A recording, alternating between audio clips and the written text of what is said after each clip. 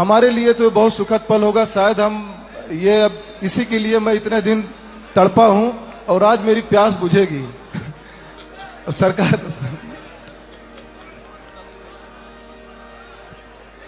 बोलिए सियावर रामचंद्र की। इस विशाल सभा मंडप में उपस्थित हमारे सम्मानित सभी वरिष्ठगण, हमारी माताएं, सभी हमारे अनुजवत छोटे भाई, आप सभी लोगों की तरफ से श्रद्धेय राजन जी महाराज का अवध की धरती पे स्वागत। आपके साथ पधारी हुई संगीत मंडली और यहाँ पे हनुमान दास जी महाराज हैं, अतुल जी महाराज हैं, देवव्रत जी महाराज हैं, आप सभी का स्वागत और अभिनंदन।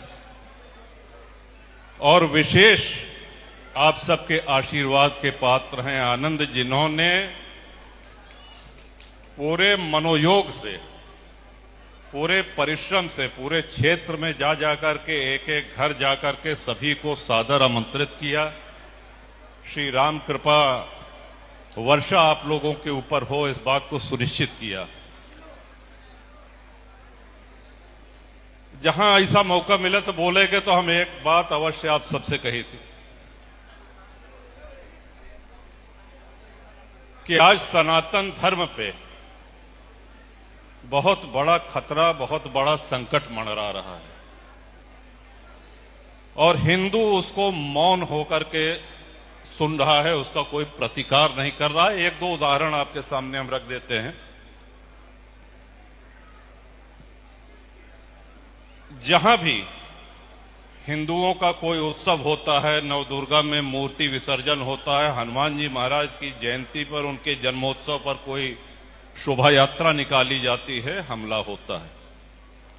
अब आप समझिए कि विश्व का सबसे बड़ा लोकतंत्र भारत, परमाणु शक्ति संपन्न भारत, जल थल वायु तीनों सेनाएं हमारे पास हैं, लेकिन कश्मीर में एक रात के अंदर 5 लाख कश्मीरी पंडितों को बाहर कर दिया गया, निकाल दिया गया। वो आज भी दर दर भटक रहे हैं। उनका यही अपराध है कि वो सनातनी हैं, उनका यही अपराध है कि वो हिंदू हैं। आपको पता होगा कश्मीरी भाषा में एक नारा उस समय चला था, रालिव गालिब चालिब। इसका अर्थ ये होता है या तो इस्लाम कबूल कर लो, या मार दिए जाओ, और या कश्मीर छोड़ करके भाग जाओ। ये 3 विकल्प तुम्हारे सामने हैं और ये दुर्भाग्य है हम सभी लोगों का कि हम लोग इसको मौन होकर के सहते रहे हैं। कहीं दक्षिण का कोई नेता कहता है कि 15 मिनट पुलिस हटा लो तो हिंदुओं को पता चल जाएगा। ऐसे ही दक्षिण का एक और दल है, वो कहता है कि हमारे दल का एजेंडा, हमारे दल का लक्ष्य है कि सनातन का सफाया हो जाए, हिंदुओं का सफाया हो जाए। और ऐसे दल आज अस्तित्व में हैं। चुनाव आयोग ने उनकी मान्यता रद्द नहीं करी है, वो प्रचार कर रहे हैं और कई राष्ट्रीय दल उनके साथ गठबंधन भी किए हुए हैं। हम डीएमके की बात कर रहे हैं। आपने सुना होगा स्टालिन का ये बयान था। हिंदुओं को गाली देना, हिंदुओं को अपमानित करना, सनातनियों को नीचा दिखाना। आज हमारे देश में बहुत सी शक्तियां हैं जो मुखर होकर के इस काम को कर रही हैं और इस कुत्सित कार्य का जवाब देना ये हमारा और आपका सबका दायित्व है। आज वो चाहे हम सोशल मीडिया के माध्यम से दें, चाहे हम उसको चौराहों पे, बाजारों में अपने खुल करके अपने सनातनी व्यक्तित्व का परिचय देते हुए दें। क्योंकि धर्म सम्राट करपात्री जी महाराज हमारे यहाँ के, प्रतापगढ़ के गौरव, वो आज भी हम लोग जब कोई कथा, कोई पूजा जब संपन्न होती है, हवन संपन्न होता है, तो हम सभी लोग कहते हैं धर्म की जय हो, अधर्म का नाश हो। धर्म की जय तभी होगी जब अधर्म का नाश होगा, और अधर्म का नाश करने के लिए कोई ऊपर से नहीं आने वाला है। आप ही लोगों को करना पड़ेगा, हम ही लोगों को करना पड़ेगा, हम ही लोगों को उसकी तैयारी करनी पड़ेगी। हम अपने घरे बैठा रही, हम कुछ न करी और अधर्म का नाश हो जाए, ये नहीं हो सके। भगवान श्री राम ने अवतार लिया,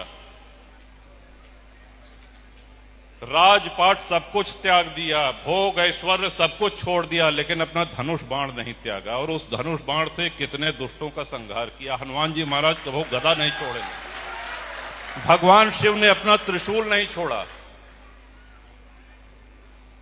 दुर्गा मां, अभी शारदीय नवरात्रि अभी हाल में ही हम लोगों ने दर्शन किया है।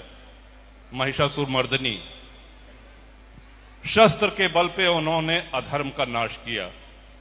ईश्वर अवतार लेकर के हमको प्रेरणा दे रहा है और हम लोग सब सौभाग्यशाली हैं। एक तो सनातन में हमारा जन्म हुआ है, अवध की धरती है, गंगा मां का तट है। ये बहुत बड़ा हम लोगों का सौभाग्य है।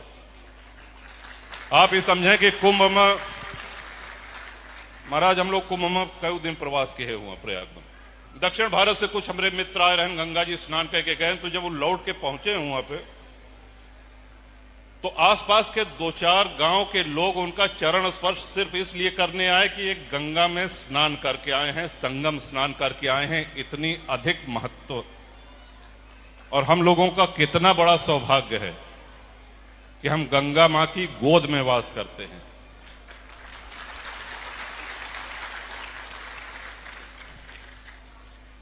श्रद्धेय राजन जी महाराज ने तुलसी बाबा के श्री रामचरितमानस को आधार बना करके हम सब लोगों को भगवतोन्मुख किया है। और तुलसी बाबा ने जो लिखा है वो हमारे ही आपके लिए लिखा है। हम लोग संस्कृत के विद्वान नहीं है महाराज। एक आध 2 श्लोक भले रट ले हो, बहुत ज्यादा अर्थ मतलब हम तो हमरे सबके तरह जो लोग हैं उनके बड़े अवधि में लिखे हैं तुलसी बाबा। महान संत होने के साथ साथ बहुत बड़े साहसी व्यक्तित्व के धनी थे तुलसी बाबा। आप कल्पना करिए, मुगल शासन काल में जिस अकबर को वामपंथी पत्रकार महान बताते हैं, उससे बड़ा दुष्ट, उससे बड़ा हत्यारा कोई हुए नहीं मुगल वंश में।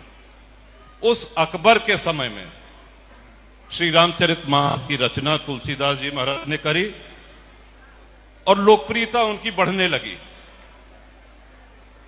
अब अकबर को समझ में आया कि अगर तुलसीदास जी को हम अपने पास बुला लें, इनको कोई जागीर दे दें, इनको मनसबदारी दे दें, तो हिंदुओं में अच्छी खासी पैठ और अच्छी खासी स्वीकार्यता हमारी हो जाएगी। उन्होंने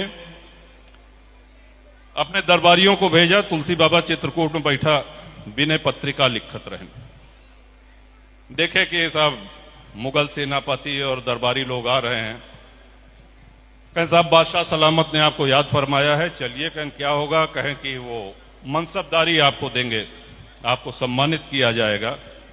तो तुलसीदास जी बड़ी तेज हंसे और एक कागज की पर्ची पर 2 पंक्तियां उन्होंने लिख के भेजी, और जो हम समझते हैं कि भारतीय साहित्य में साहस की पराकाष्ठा है। उन्होंने लिखा कि चाकर हम रघुवीर के पट्टो लिखो दरबार। चाकर हम रघुवीर के पट्टो लिखो दरबार, तुलसी अब क्या होएंगे नर के मनसबदार। भगवान की नौकरी करे बाद मनई की नौकरी, ये तो डिमोशन हो गए। उस समय उन्होंने ये उत्तर देकर के मुगल सेनापति को वापस किया। दबाव में आकर के, लोभ में आकर के बहुत से लोगों ने धर्म परिवर्तन किया है। बहुत से आस्थाहीन लोग हैं जो सनातन को छोड़ करके उस दौर में और उसके बाद के दौर में भी जिन्होंने इस्लाम कबूल किया। लेकिन जो निष्ठावान थे, जो बहादुर थे, जिनके रगों में भक्ति थी, हम सभी लोग उनकी संतान हैं। ये हमको याद रखना होगा। और हमारा दायित्व, हमारी जिम्मेदारी हमारे बाद आने वाली पीढ़ियों के प्रति है।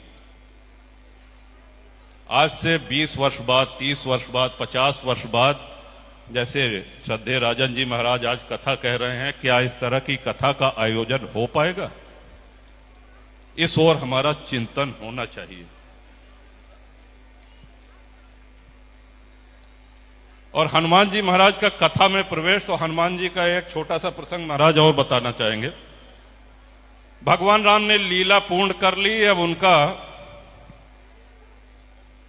जल समाधि का समय आ गया, उन्होंने निर्णय ले लिया कि अब अधर्म का नाश भी हो गया, धर्म की स्थापना भी हो गई। और जैसा कि हम कहते हैं कि भाई भ्रिकुटी विलास सृष्टि लय होई, जितनी देर में हम लोग पलक झपकते हैं इतने देर में ब्रह्मांडों का लय और प्रलय करने की क्षमता प्रभु में है।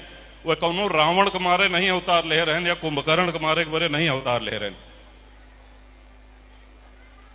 अब जैसे आनंद करा रहे हैं, बहुत सुंदर कथा राजन जी महाराज पधारे हैं, तो दूर से कई लोग जो दिल्ली बंबई में बस गए हैं वो भी आपकी कथा सुन करके की कथा है। चला कुंडा चली परानुपुर चली, 10 साल से घरे नहीं आया है, बहुत से लोग हैं। अब यहां आकर के जब उन्होंने 10 साल से अपना घर देखा कि ये तो ताला बंद है, तो कहा अब यहां महाराज की कथा भी सुन रहे हैं और चलो जरा घर की साफ सफाई भी करवा दे। 2-4 लोगों को बुला करके कीड़ा मकोड़ा चूहा बिल्ली जितना रहे न थोड़ा जाला ओला सफाई हो गया, तो एक पंथ दो। लेकिन वो अपने घर की सफाई कराने नहीं आए थे, वो आए थे कथा सुनने। ठीक उसी तरह प्रभु राम ने अवतार लिया है भक्तों का कल्याण करने के लिए, धर्म की स्थापना के लिए, और आने वाले युगों तक उनके उस चरित्र को स्मरण करके हम लोग भवसागर से पार हो जाएं, जीवन और मृत्यु के इस चक्र को तोड़ सके, इससे छूट सके। ये प्रभु राम के अवतार लेने का हेतु है। और राम जन्म के हेतु अनेका, परम विचित्र एक ते एका। और उनके जन्म का यह कारण है, बस यही कारण है, इदम इत्थम कही जाए न सोई।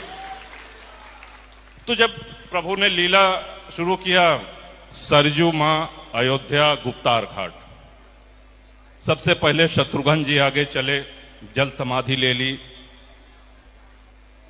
लक्ष्मण जी महाराज चले, उन्होंने जल समाधि ले ली। भरत जी चले,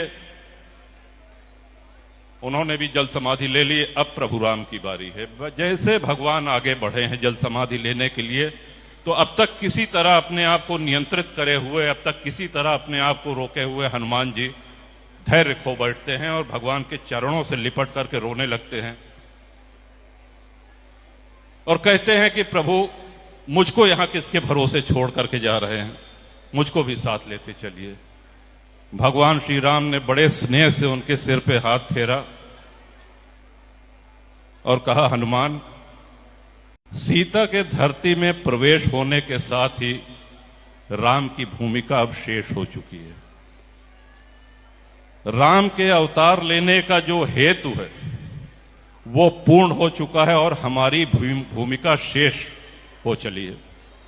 लेकिन रामत्व की ये जय यात्रा और राम के मार्ग पे चलने वाले भक्त जनों का मार्ग सदैव निष्कंटक रहे और रामत्व की ये जय यात्रा आने वाले युगों युगों तक निर्बाध रूप से चलती रहे, इसका दायित्व तुम्हारे ऊपर है और इसलिए तुमको यहीं धरती पर रहना होगा। तब बजरंगबली ने ये वरदान मांगा कि प्रभु आप छोड़ के जाता है, कम से कम इतना वरदान दे दें कि इस धरती पे जहां कहीं भी श्री राम कथा होगी, जहां कहीं भी श्री राम का भजन होगा, मैं वहां पहुंच सकूं। आज हमारे बीच में यहां भी उपस्थित हैं हनुमान जी महाराज। भले हम और आप देख न सके, लेकिन उन श्रद्धा से उनको अनुभव करें और हनुमान जी का बल पा करके हमको और आपको धर्म की स्थापना भी करनी है, अधर्म का नाश भी करना है। इस शुभ अवसर पर पुनः एक बार श्रद्धेय राजन जी महाराज के प्रति अपनी कृतज्ञता, अपना भाव, अपना सम्मान अर्पित करता हूं और आप लोगों के तरफ से चिरंजीव आनंद को ढेर सारी शुभकामना। धर्म पथ पर अग्रसर रहें, मुखर रहें, विजयी हों, सुखी रहें, स्वस्थ रहें। बहुत बहुत धन्यवाद। जय जय श्री राम। आरती अब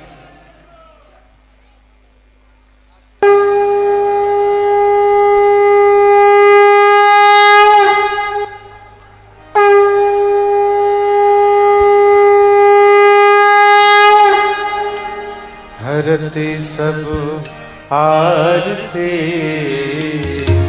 आरते राम के, हरते सब आरते आरते राम के। दहन दुख दोष निर्मूल निकाम के दहन दुख दोष